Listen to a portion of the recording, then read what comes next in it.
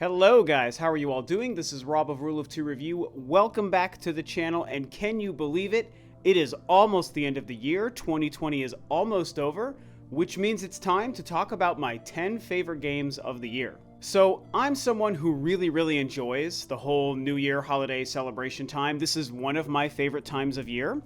I think New Year's Eve is a super fun holiday. I get really excited at the idea of starting a brand new year and moving on from the prior one. Whether the prior year was good or bad, I always get excited to still move on and start something fresh. And obviously 2020 has been a special kind of disaster, so I think we're all very ready to move on from 2020. But when we look back in the year of 2020 in gaming, I have to say that surprisingly, it was a very strong year, which means that putting together my top 10 games of the year list was both a lot of fun and also very challenging. There were so many good games to play this year, even with a relatively slow year from Nintendo and on the Switch.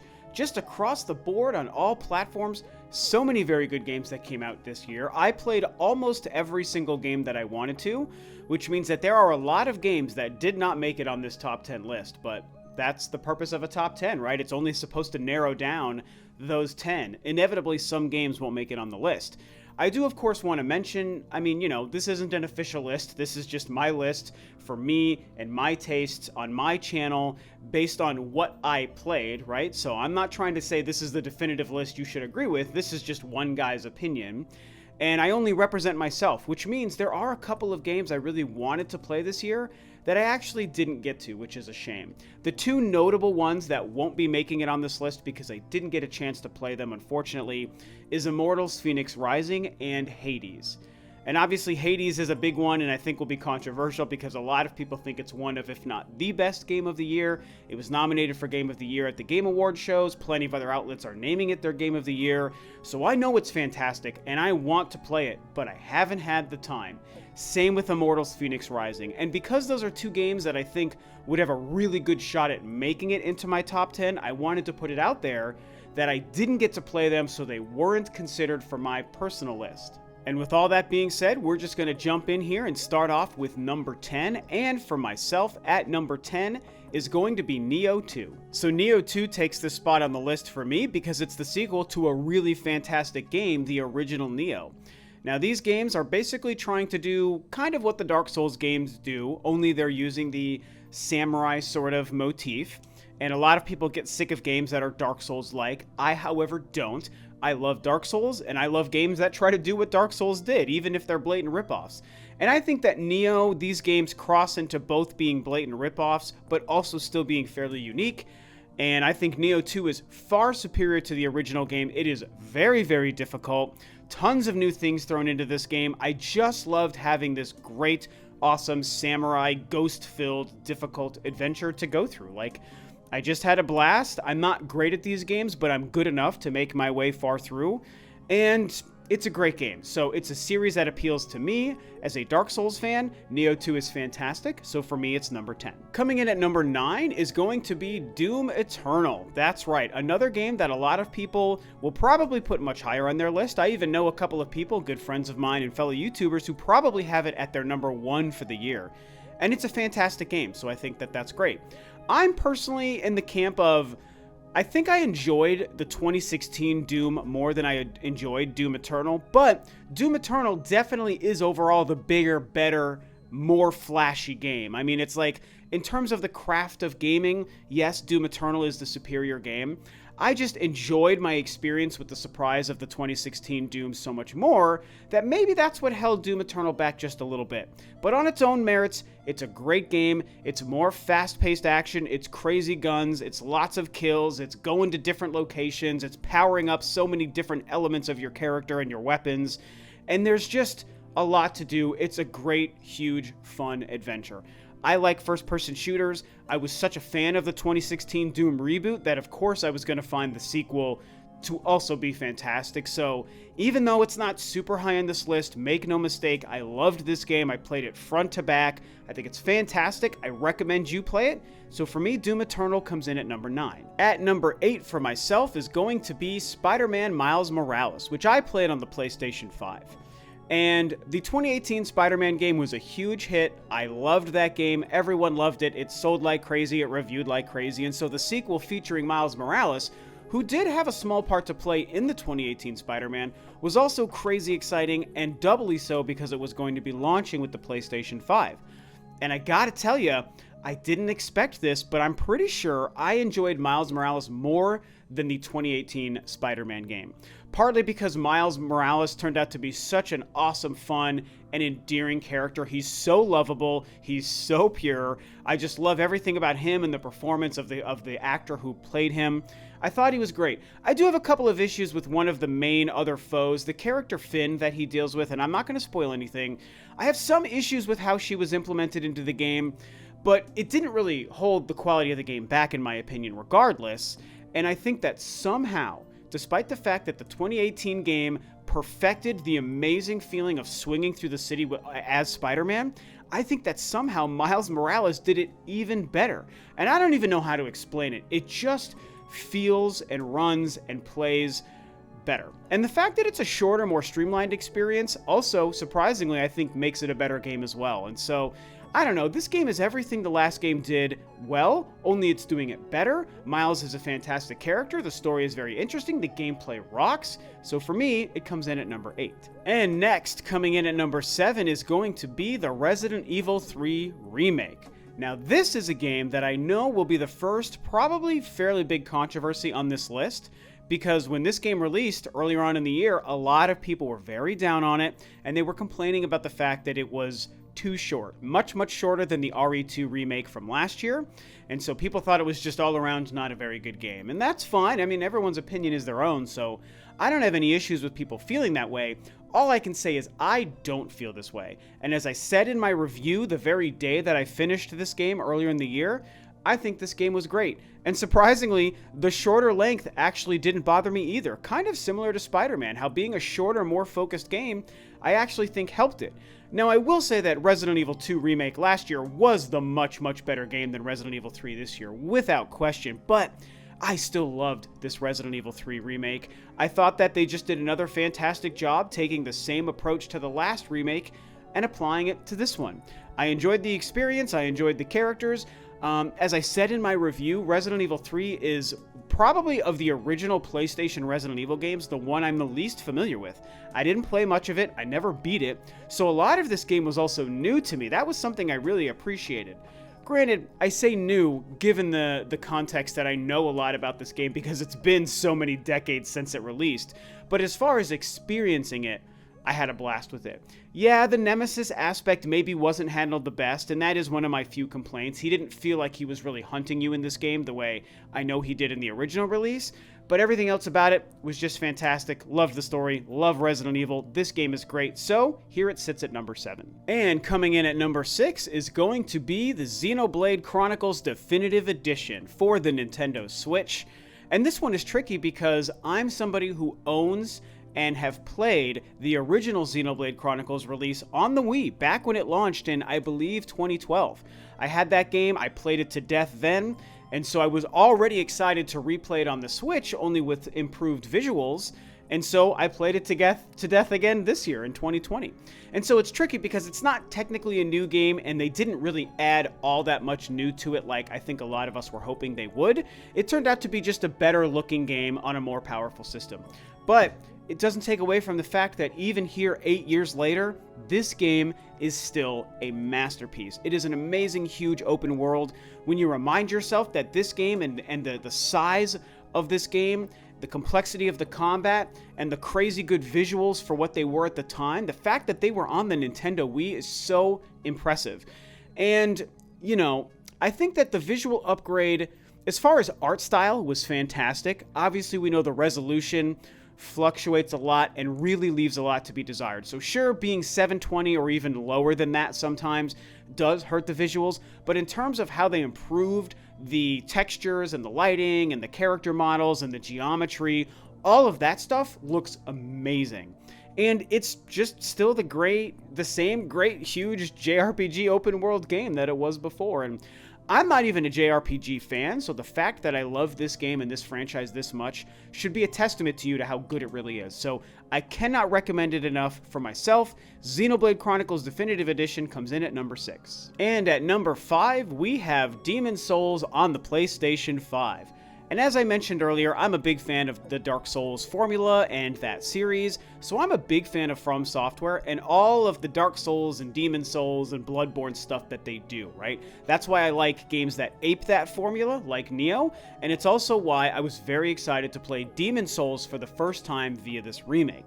Of course, the best thing we know about this game, we've all talked about it to death, are the visuals, the graphics. This is probably the best looking video game I've ever played. It is the most next-gen looking game of anything running on the current new consoles that I've seen, and it does play fantastically. It's a great Souls experience. Here's part of the reason it didn't make it higher on this list for me, and it's because at the end of the day, this is still the very first Souls game ever made, which means we're not experiencing some of the great improvements to the flow, the formula, or the combat that they've made in all of the Souls and Bloodborne and Sekiro games they made since this one.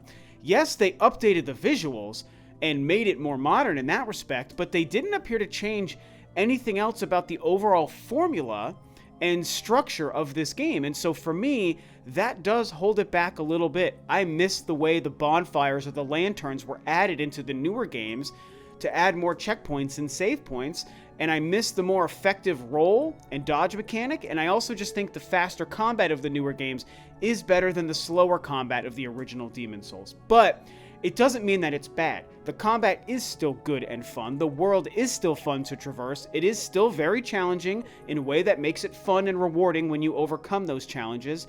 And so I am a sucker for these games. I'm a sucker for From Software. I loved Demon's Souls on the PlayStation 5, so here it sits at number 5. And coming in at number 4, this is a game I really struggled with how and where I was going to place it, but I feel good about my placement here, and it is The Last of Us Part 2. Now I know that this game is controversial and divisive, and everyone's going to yell at me for even including it on this list, let alone including it as high as number 4. But this game falls into a very, very weird scenario for myself personally. And you have to understand, you know, you might see it here at number 4 and think it's too high because you're somebody who absolutely hated this game, and that is fine. Even though I disagree with you, that is completely okay. But here's what you have to consider. For me, the original Last of Us 2013 on the PlayStation 3 is a top 5 all-time video game for me. I think it is a perfect masterpiece. I love that game. And so coming into The Last of Us Part 2, I was expecting something that was going to be as good or even better. My hype was through the roof for this game. And I played it. I obviously very much enjoyed it because here it is at number 4 on my list, but it's not number 1, and it's not a game that I can hold in the same high regard as the original game. So in a weird way, placing it at number 4 makes it both very high for most people, but also kind of low for me. However, let's put that aside, and I'm not going to continue to defend my choices any more than just giving you that little bit right there, and I'm just going to say that at the end of the day, controversy or not, I did love this game, you guys. I am somebody who thinks The Last of Us Part 2 is a fantastic game. Now, there are flaws. The main thing I don't like, and I've discussed this, is that yes, we know there's the Abby section in the middle. I don't mind Abby. I even like a lot about Abby. Yes, I have issues with how they did the beginning of the game and what she did with the whole thing that we know she did. And I do take issue with how that was handled. And I also take issue with how long we spend time with Abby. My big complaint about this game and what keeps it from being the number 1 game of the year for me is the fact that they had this great mechanic of telling, you know, a different perspective of a major event. We see our main character Ellie, but we also see this other opposite character Abby, and I liked that approach. But what I think they did wrong was they screwed up the pacing by making us spend way too much time with this character. Her whole section needed to be about a third of as long as it was in the game. It was way too long, and to me that did hurt the experience. But if I step aside from that stuff and I look at it as a whole from beginning to end, I still think it's an amazing achievement in gaming. I think that right behind the Demon's Souls remake from this year, that this is probably the second best looking video game I've ever seen, and maybe even could make a case for the first. I'm not quite sure on that yet. It looks amazing. The gameplay, the mechanics, the stealth, the action, the gunplay, the leveling up, the crafting, all of that stuff was amazing. This game, again, in terms of the craft of making a game, it is top tier, top notch. And I loved what they did with the ending. I did hate how the Abbey section ended. I think it's the worst thing I've ever experienced in any video game in 40 years of life, is how the last Abbey battle section happens before we finally come back to Ellie. I hated that. That was a horrible choice. But once we come back to Ellie and the game gets itself to its final conclusion, it's amazing. It's very touching. This game brought tears to my eyes because I love the characters in these games so much. I think the gameplay was awesome. And so what can I say? It's a flawed game. It's lower than I expected it, but it doesn't make it a bad game. I really enjoyed it. So The Last of Us Part 2 sits here at number 4. And at number 3 is going to be Hyrule Warriors Age of Calamity. And boy, oh boy, did this game come out of nowhere as a huge surprise. Both in terms of just the announcement of the game, because no one had a new Hyrule Warriors game on their radar, and the fact that by the time it released, it was somehow even better than I expected it to be. Now, I am somebody who thinks the original Hyrule Warriors on the Wii U is the better Hyrule Warriors game. I think everything about that game is better, with one exception, and it's the biggest strength to Age of Calamity: the fact that the story has actual meaning, impact, and context on the larger Breath of the Wild story, which is made even more exciting by the fact that we know Breath of the Wild 2 is coming sometime in the future. And you've heard my theory that I think the story in Age of Calamity is meant to more set up Breath of the Wild 2 than it is to color the story that we learned in Breath of the Wild 1. Also, this game is just a blast, you guys. These Warriors games, they're meant to be mindless button-mashing hack and slashes, and I actually love them for that. Yes, I like complex games like Demon's Souls and Neo and things like that. Of course, Last of Us or Spider-Man. I like that kind of complexity, but sometimes it's also nice to just turn your brain off and just mash a bunch of buttons and kill hundreds and thousands of enemies. And doing it in the Zelda Breath of the Wild world is even more exciting. This game is chock full of content, you guys. It took me over 40 hours to get to the end of the game, and I ended up having to skip a lot of the stuff along the way just to see the end of the story, and there's tons of stuff to go and do after the end of the game. So many missions, so many characters, so much leveling up, tons of weapons, an insane amount of variety. This feels like a game you could play forever. And so I just can't say enough good things about this game. Hyrule Warriors Age of Calamity is amazing to me, and so it comes in at my list at number 3. And coming in at number 2 is a game that almost made it to number 1. And that is Ghost of Tsushima. So what more can we say about Ghost of Tsushima that hasn't already been said? I mean, we have all been raving about this game since it launched in the summer this past year, and I'm one of those people, man. This game, so much better than I expected it to be. It was way more gameplay driven than I expected. It was one of those things where I was worried it was going to be more cinematic than gameplay, and while I have learned to enjoy games that can be that way, it wasn't what I really wanted this game to be, and so I'm thrilled that it wasn't that. This is just a beautiful game set in an amazing feudal Japan world with really fun samurai stealth action sword combat. I mean, it's really just that simple when it comes down to it. It's another big open world game where you go around doing missions and side quests and main quests and finding ways to level up and get new gear and new weapons and all of these different things. Like, in so many ways, on paper, it's the same as any other open world game, but it does have a couple of unique elements that make it feel fresh. It really feels like a cross between like any other good open world game, something like a Sekiro or a Neo, and then Breath of the Wild, because it does have a couple of things about how you traverse its world that feels so organic and natural the way Breath of the Wild did. The game is not like Breath of the Wild, right? So I don't want people to take that away from it. But the world, the way you interact with the world feels kind of like Breath of the Wild. And I think that that's really fantastic. That's a huge feather in this game's cap. I also loved the story. I mean, by the end, I literally had a tear in my eye. I was very emotional about how it wrapped up. And so what can I say? It's a beautiful game. It's a fun game, a great action open world game with a ton of cool stealth elements. I think it's amazing, worthy of all its praise. So for me, Ghost of Tsushima comes in at number 2. And so that brings us to number 1 for 2020. And if you've been following me throughout the year, you probably already know what it is. And it is Ori and the Will of the Wisps. You guys, what can I say, man? This is a game, this is a series, and this is a genre that just speaks to my very soul in such a way that I can't deny it. You know, as the year was going on, I kept thinking, man, maybe Ori's my game of the year. And then Last of Us comes along, and I'm like, wow, is Last of Us better than Ori? Maybe, maybe not. Ghost of Tsushima comes along, I think the same thing. Is this my game of the year over Ori? Maybe, maybe not.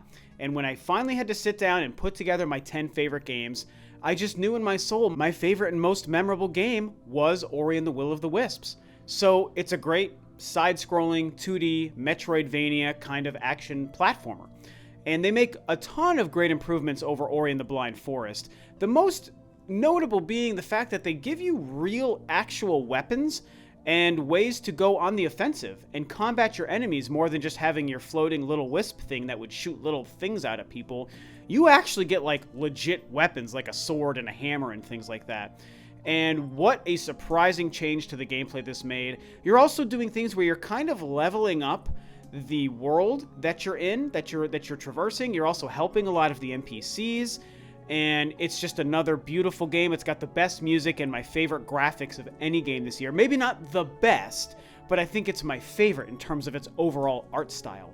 And like I said, the music and the Metroidvania backtracking aspect. I mean, Moon Studios, the studio behind these games, have that formula down pat. And I know some people might say, oh, you shouldn't call it a Metroidvania. It's either Metroid or it's not. And I mean, I'm the biggest Metroid fan you guys know, so I understand and appreciate that. But I don't have an issue with the Metroidvania name. And I don't have an issue with companies that try to ape that formula. And I think the Ori games do it the best. The story is also fantastic and is yet another story this year that actually made me kind of emotional when I was playing it. I also kind of got teary-eyed at some parts in this game. It's very impactful and very powerful. So this is a side-scrolling Metroidvania game, in my opinion, the best one ever made that isn't a Metroid or a Castlevania game. I think this game is phenomenal. It's a 10 out of 10 to me. It's a masterpiece. You have to play it. And so without question, my number one favorite game of 2020 is Ori and the Will of the Wisps. And so there we have it. What a stacked year 2020 was. I had so much fun playing so many great games this year. We even had next-gen consoles launch, and I'm fortunate enough to be playing on a PlayStation 5. A couple of great Switch games, maybe not as many as we expected or hoped for. But, you know, they got some good games out there, and, you know, 2020 was weird. The pandemic affected things and changed things and moved things in the industry around. There were some really great games I didn't get to mention here. Paper Mario, the Tony Hawk Remaster, Cyberpunk 2077. A couple of games that came really close to making it into this list, but at the end of the day, these are my personal top 10. Again, not an official list. I'm not telling you have to agree, but I was really excited to share my opinions here with you guys today. So, of course, I want to hear your own thoughts. What do you think about my list and my 10 choices? You can rip me apart below if you disagree, and that's totally fine. And then, of course, what were your own favorite games of the year? How do you feel 2020 turned out altogether when we look back at this crazy pandemic year? How do you feel about how the year in gaming actually went for yourself? And with that, this video is a wrap. Thanks, of course, as always, for tuning in, guys. This is Rob of Rule of Two Review, and I'll catch you next time on another video.